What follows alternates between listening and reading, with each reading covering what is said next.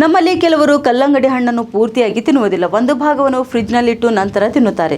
ಇದು ತಂಪಾಗಿ ಮತ್ತು ರುಚಿಕರವಾಗಿ ಕಂಡರೂ ಕೂಡ ಆರೋಗ್ಯ ತಜ್ಞರ ಪ್ರಕಾರ ಫ್ರಿಡ್ಜ್ನಲ್ಲಿ ಸಂಗ್ರಹಿಸಿಟ್ಟ ಕಲ್ಲಂಗಡಿ ತಿನ್ನುವುದರಿಂದ ಅನೇಕ ಆರೋಗ್ಯ ಸಮಸ್ಯೆಗಳು ಉಂಟಾಗಬಹುದು. ಇನ್ನು ಯಾವೆಲ್ಲ ಸಮಸ್ಯೆಗಳು ಬರುತ್ತವೆ ಎಂಬುದರ ಬಗ್ಗೆ ತಿಳಿಯೋಣ ಬನ್ನಿ.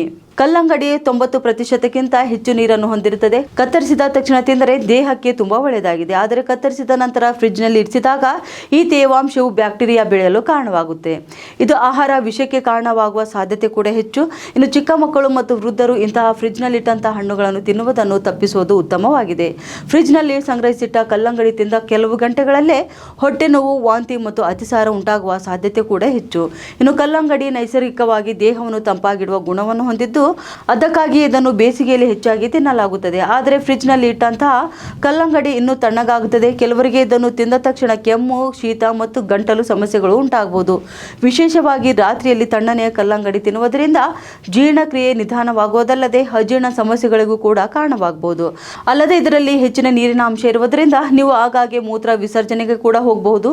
ಇದು ನಿದ್ರೆಗೆ ಅಡ್ಡಿಪಡಿಸುತ್ತದೆ.